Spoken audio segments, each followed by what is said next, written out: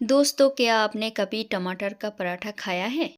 अगर नहीं बनाया है तो मेरे तरीके से एक बार बना के देखिए। इतना ज़्यादा सॉफ्ट बनता है, डिलीशियस होता है और इतना ठंड में भी 10 से 12 घंटे बाद भी ये इतना सॉफ्ट रहता है।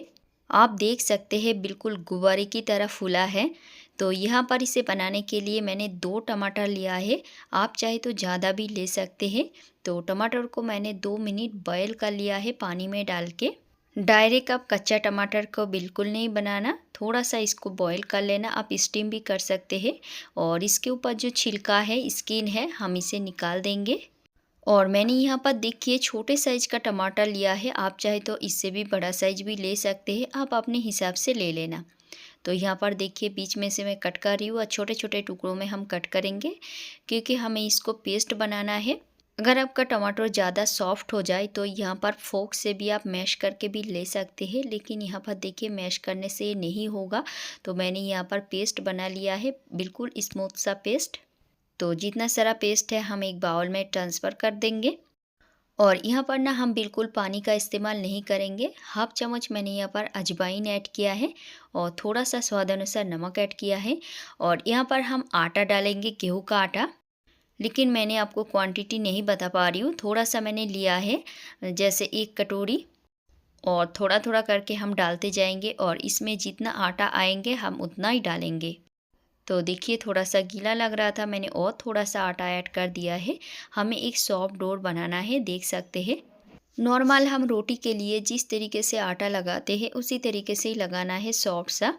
तो ये बिल्कुल परफेक्ट रेडी हो गया है, हम इसे ढक के रख देते हैं। तब तक हम और एक तैयारी कर लेते हैं। यहाँ पर देखिए एक थाली में मैंने लिया है 2 अंडे। अंडे को आपको थोड़ा सा फेंट लेना है। तो देखिए यहाँ पर अंडा मैंने फेंट लिया है, थोड़ा सा मैंने नमक ऐड कर दिया है और थोड़ी सी मैंने बारीक कटा हुआ हरा धनिया ऐड किया है। आप चाहे तो यहाँ पर हरी मिर्च, प्याज ऐड कर सकते हैं या टमाटर भी डाल सकते हैं, लेकिन मैंने सारी चीज़ें स्किप किया है। अगर आपको पसंद हो तो आप डाल सकते हैं। तो इसके साथ मैंने एक बार मिला दिया है और देख सकते हैं मैंने यहाँ पर कोई भी मसाला इस्तेमाल नहीं किया है।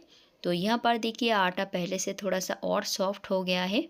तो इसमें से हम एक छोटा सा पेड़े ले लेंगे, मीडियम साइज का ही पेड़ा लेंगे। यहाँ पर किचन प्लेटफॉर्म के ऊपर रख के हम इसके ऊपर थोड़ा सा आटा डस्ट कर देंगे। और जिस तरीके से हम रोटी बनाते हैं उसी तरीके से एक पतला सा रोटी हमें बेल लेना है। एकदम पतला भी नहीं करना है और ज़्यादा मोटा भी नहीं रखना है। तो आप देख सकते हैं हमने एक पतला सा रोटी बेल लिया है। अभी हम क्या करेंगे, यहाँ पर मैंने तो एक पिज्ज़ा कटर लिया है। अगर आपके पास ना हो तो आप नाइफ से भी कट सकते हैं या चामच से भी कट कर सकते हैं। आप देख सकते हैं मैंने किस तरीके से कटिंग किया है। अभी इसके ऊपर थोड़ा सा हम ऑयल लगा लेंगे। ऑयल लगाने से क्या होता है, ये जो पराठा है बहुत ही सॉफ्ट बनता है। ऊपर से थोड़ा सा गेहूं का आटा डस्ट कर देंगे और इस तरीके से आप पराठा को फोल्ड करेंगे ना तो बहुत ज़्यादा लेयर वाला बनेगा। तो आप देख सकते हैं मैं किस तरीके से इसे फोल्ड कर रही हूँ। बिल्कुल सेम प्रोसेस में आपको करना है। तो ये बिल्कुल रेडी हो गया है। चारों तरफ से हम थोड़ा सा बराबर कर देते हैं ताकि ये बराबर से बने। तो यहाँ पर मैंने देखिए स्क्वायर शेप में बना रही हूँ। इसके ऊपर थोड़ा सा आटा हम डस्ट कर देंगे। देखिए हम थोड़ा सा बेल लेंगे, लेकिन यहाँ पर ज़्यादा पतला नहीं करना है पराठा को। इसी स्टेज पे थोड़ा सा आपको मोटा जैसा रखना है।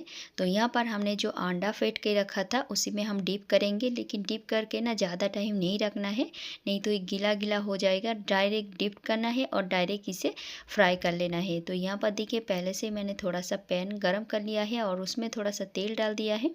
रोटी के ऊपर हम थोड़ा सा अंडा डाल देते हैं क्योंकि सारे अंडे नीचे गिर गया है।